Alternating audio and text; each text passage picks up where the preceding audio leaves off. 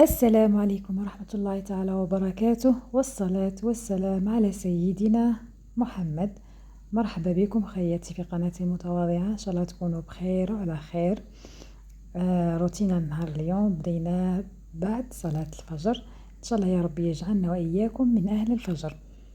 كما تعرفوا بعد ما صليت طيبت قهوة، بديت نص قهوة، وحميت برك خبز مطلوع كنت دايرته من البارح، درت فيه شوية فرماج وقهوة حليب. كيما فطور كامل الجزائريين تقريبا كامل نشربوا قهوة حليب حاكم علينا. المهم حبيباتي، اليوم روتين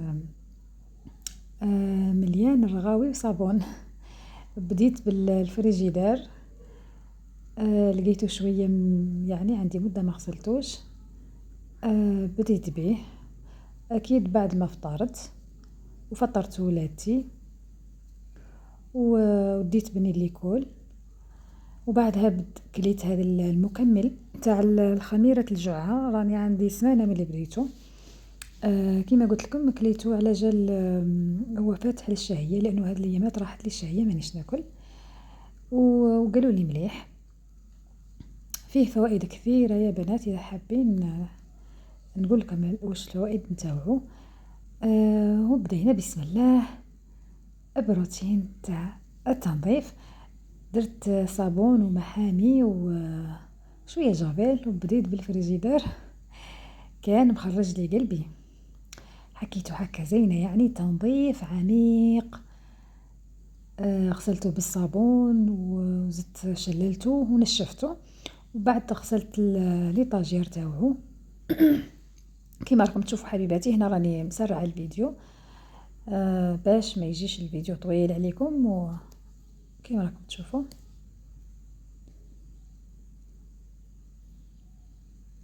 واش راكم نتوما؟ طمنوني عليكم، ان شاء الله تكونوا بخير.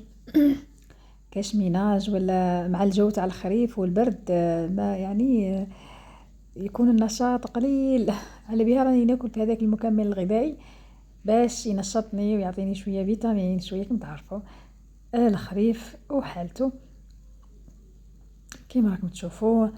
وما تنسوناش من الدعم فضلا وليس امرا، بالاشتراك ولايك وتعليق زين كيما نتوما حبيباتي.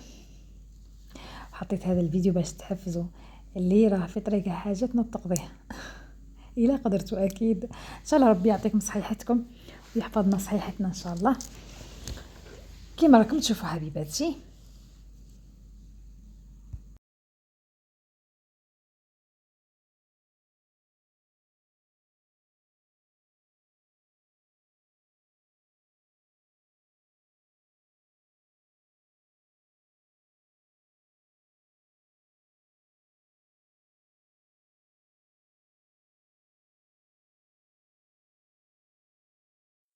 وهنا شللتهم بعد ما غسلتهم وخليتهم يقطروا ونشفتهم. وهنا ذا الفريجيدر بعد ما كملته ونشفته فحفحته ولا يهبل بريحة الصابون. شوفوا ما شاء الله، كما يقولوا ناس بكرية مزيان النقاء لو كان يبقى. ودرت هذا المنظمات تاع الخضرة كانوا عندي وما كنتش نحط فيهم، جبدتهم وحطيت فيهم. وهذيك الفوق راني دايره فيها كامل الدواء وحطيتها في الطاج الفوقاني باش ما يوصلولوش ولادتي ويخربوا في الدواء. كما تعرفوا سيرو تاع سخانه ودواء تاع اطفال، وكما كامل الثلاجات الجزائريه الدواء فيها. وهنا حبيباتي جيتكم بوصفه تاع التلبينه النبويه، يعني هي غنيه عن تعريف، عارفه بلي الكل يعرفها، حبيت نذكركم بها وفوائدها العظيمه اللي وصانا عليها الرسول صلى الله عليه وسلم. مجمة لفؤاد المريض وتذهب الحزن.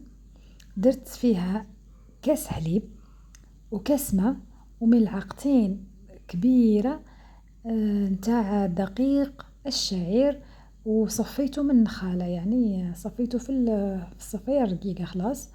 خلطت كلش يعني المكونات بارد في بارد، وبعد حطيتها على النار على نار هادية مدة 5 دقائق 7 دقائق حتى يتبدل القوام تاعها، تولي كيما يعني تثقال شوية كيما راكم تشوفوا حبيباتي هنا حطيتها على النار، واستمروا في التحريك باش ما تلصق لكمش في من تحت. هنا في هذه المرحلة درت لها رشة نتاع ملح باش ما تجينيش طامطام، ما صورتهاش، ودرت لها ثاني ملعقة نتاع سكر. وهنا حبيباتي للتزيين اختياري، تحبوا تاكلوها يعني بدون تزيين عادي، واذا حبيتوا تزينوها ثاني عادي باش تعطيكم داك المنظر الزين تاعها كما راكم تشوفوا. بعد ما طابت هنا حبيباتي صبيتها في هذا الاناء وما كفاتنيش كما راكم تشوفوا، راه قوامها ثقيل، دوكا تجمد تولي كاع كتله واحده. وزدت في هذو الليفيرين لانه بقات لي كميه.